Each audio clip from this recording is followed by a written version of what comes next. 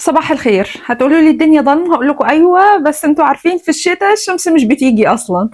انا اتمنى ان الستوري ده ناس كتيره تسمعه، عشان بصراحه بتجيلي اسئله، بتجيلي تعليقات، بتجيلي حاجات كتيره خالص، وانا يعني مش حابه ان انا اعيد واكرر نفس الكلام كل مره.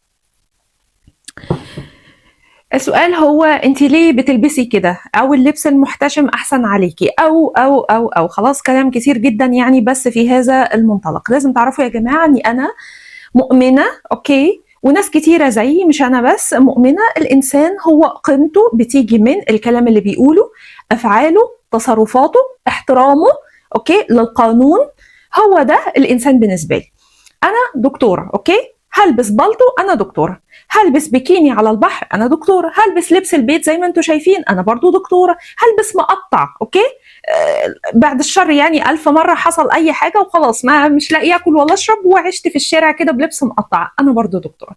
أوكي، اللي يحكمني أو اللي يقول فعلا إني أنا كده هو الكلام اللي بيطلع من بقي، هو أفكاري، هو تواصلي مع الناس. أما اللبس ده يا جماعة ده شيء شخصي خاص بيا أنا فقط لا غير، مختص بس بدرجة الحرارة، والحمد لله عندنا يعني هايتسونج أو دفاية، أوكي، وذوقي أنا العام. اوكي، بس كده ذوقي انا، اكتر من كده مفيش. طبعا انا فاهمه ان اغلب اللي بيسمعني من دول عربيه او حاجه زي كده، يا جماعه احنا عندنا حرفيا بروفيسور ممكن يجي ست او راجل، اوكي، ست او راجل لابس شورت وجاي بالعجله بتاعته ولابس الخوذه والدنيا تمام، او يخلصوا مثلا الشغل الساعه 4 الساعه 5 وات ايفر، وبالليل مثلا تاخد صاحبها او تاخد جوزها او هو ياخد صاحبته او مراته ويروحوا ديسكو ويقعدوا يرقصوا، ويا ريتهم حتى بيعرفوا يرقصوا. يعني انا فعلا حرفيا في مره كنت ماشيه الديسكو هو ازاز من بره او في جزئيه ازاز، انا عماله اشبه على الشخص ده، ده مش ده الدكتور اللي عندنا الصبح،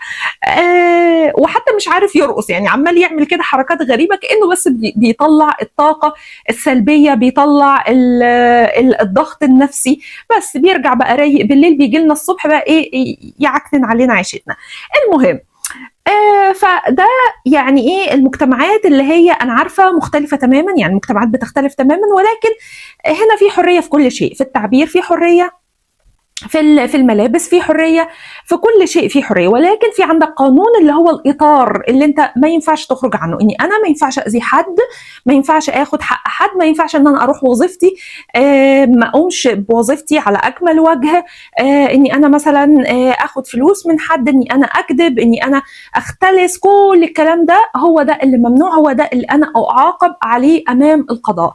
اما غير كده فانا حره تماما ولا ينقص من قيمتي شيء. انا طبعا كنت عايزه اعمل لكم التجربه العبيطه دي، ان انا اجيب 100 يورو مثلا او وات ايفر يعني، واطبقها وارميها في الارض وادوس عليها وي وي وي خلاص، وفي الاخر اطلعها لكم هي برضو 100 يورو، ما فقدتش قيمتها، وهنزل اشتري بيها اللي انا عايزاه قبل ما اطبقها وارميها في الارض زي بعد بالظبط. هما الاثنين حاجه واحده. بس انا شايفه يا جماعه الانسان اقيم من كده بكتير، حتى اقيم من مليار 1000 يورو، هو أقيم من كده بكتير، عشان هو اللي بيعمل الفلوس، هو اللي بيعمل كل شيء. خلاص أنا عارفة أني أنا كلامي ممكن ما يعجبش ناس كتيرة، اتس اوكي.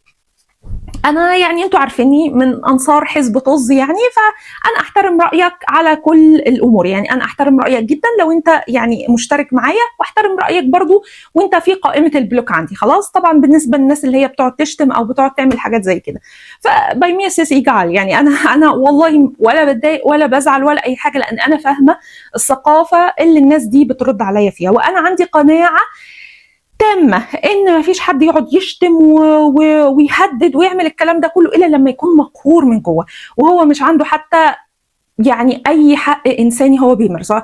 عشان كده برضو انا عندي دايما مزيج من المشاعر، اللي هو التعاطف معاه، وجزء بقى اني لا يعني لازم ان انا ايه احافظ على نفسي، او ان انا يعني مش عايزه اسمع الكلام ده، مش عايزه اشوف الشخص ده تاني مثلا على الحسابات بتاعتي. فيا جماعه انا مش بزعل خالص لو حد يعني تعدى حدوده، مش بزعل لان هو تعدى حدوده هو، لكن عندنا اكسر له رجليه. الحاجه الثانيه، انا زي ما قلت لكم كده، انا شايفه ان الانسان هو عباره عن مجموعه من الافكار، هو العمل بتاعه، هو الاخلاق اللي بيتعامل بيها معايا.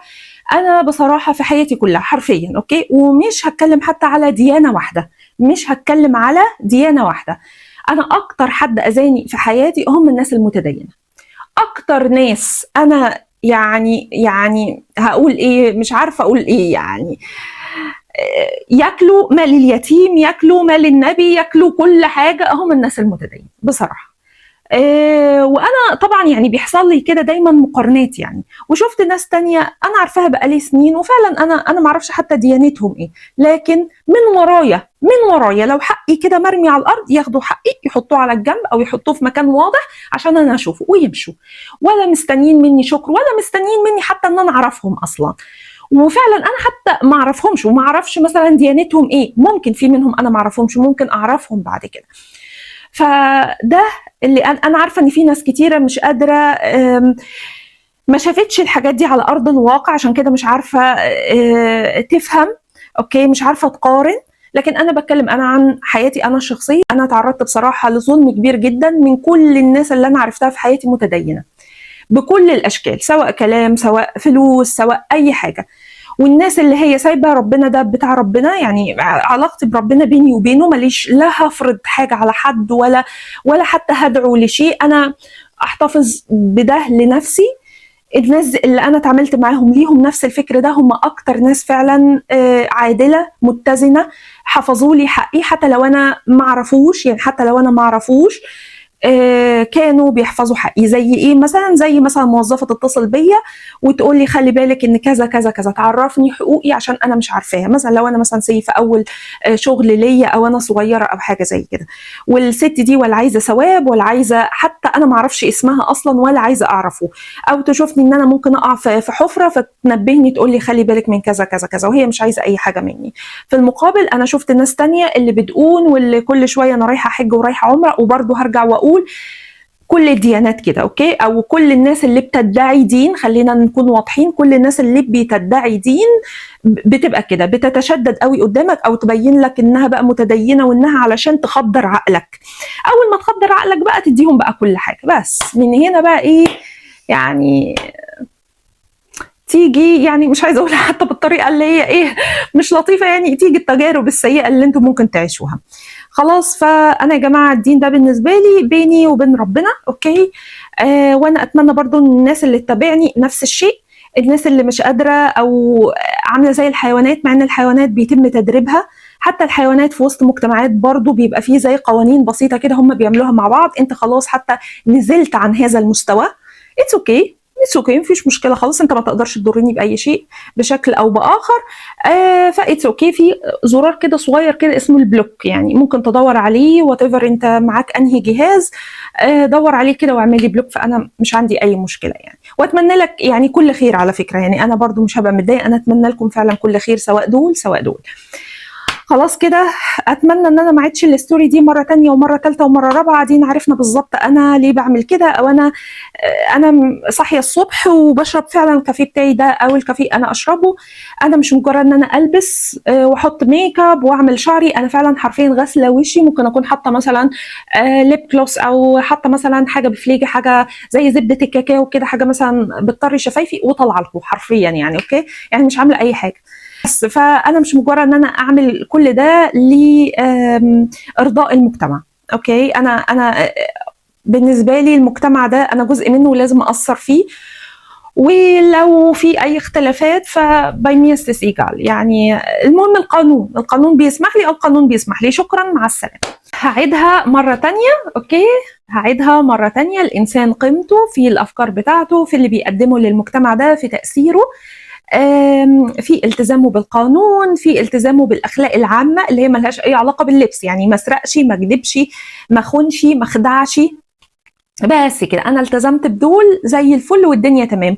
انا لابسه مقطع، انا لابسه بالطو، انا لابسه لبس البيت، انا لابسه اي حاجه، انا لابسه بيكيني، حرفيا باي ميسس ايجال، ده شيء مختص بالانسان نفسه، قراره خلاص، مش قراري خالص، انا مش بمارس قهر او فرض راي على اي شخص قدامي، انا بحترم كل انسان طالما اتكلم، حتى بيقول لك تكلم حتى اراك، خلاص ما قالش ورينا اتفرج كده ولا كده، بيقول له تكلم، لما تتكلم انا افهم انت عندك علم ولا انت بتألف ولا انت بتضحك علينا ولا انت عايز تنصب علينا ولا انت بتدعي التدين ولا فتكلم حتى اراك. فانا يا جماعه شوفوني بالكلام اللي انا بقوله، لبسي ده شيء بتاعي انا بس. وانا كمان برضو حابه ان انا اقول حاجه، انا اجتهدت جدا جدا جدا، رياضه واكل وكل العلم اللي انا اتعلمته حطيته علشان اوصل لهذا الجسم، وانا سعيده وراضيه بذلك. خلاص يعني انا شايفه ان ده برضو انجاز من انجازاتي انا عملته، لان انا يعني اكيد مر مثلا عليا مرحله خصوصا وقت الدراسه او كده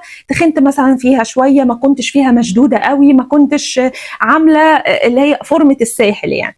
خلاص فانا اجتهدت برضو وتعبت كتير، فانا برضو بحب جسمي وبحب شكلي واتيفر، حتى لو على فكره 100 كيلو انا احبه برضو. انا شخص يعني سعيد بذاتي، اوكي، وبحاول دايما ان انا اطور، ودايما بقارن نفسي بنفسي. انا مش بقارن نفسي بحد، دايما بقارن نفسي مثلا انا كنت ايه من كام سنه وانا دلوقتي بقيت ايه. فعشان كده انا برضو ساعات ببقى مبسوطه او ببقى سعيده لما بلبس اللبس اللي انا عايزاه، وخصوصا حتى كمان لما اخرج او حاجه زي كده، لان انا شايفه ان انا تعبت جدا وعملت حاجات كتيره جدا، ورياضه وجيم واكل وحاجات كتيره جدا جدا جدا علشان الواحد فعلا يسترد صحته، شدة جسمه، شكل جسمه ووزنه. خلاص كده يعني مش مجرد بس الوزن على الميزان، ولكن شكل الجسم، ولكن كمان بشكل بطريقه صحيه. يعني ما فقدتش شعري مثلا، ان انا اعرف ناس بس لمجرد ان هم خسوا تلاقي مثلا وشهم وقع، تلاقي مثلا ما عندهمش شعرتين حرفيا، تلاقي مثلا عندهم مشاكل كتيره جدا بسبب ان هم خسوا. فان الواحد يوصل ان هو يخس ويلاقي جسمه برده حلو ومشدود، ويبقى معنى كده ان انا فعلا مشيت في الطريق الصح اللي انا حابه برضو اني انا اعرفه للناس. اوكي، سواء راجل او ست، يعني كل واحد طبعا بطريقه معينه. انا اتمنى ان احنا كلنا يعني نهتم بنفسنا.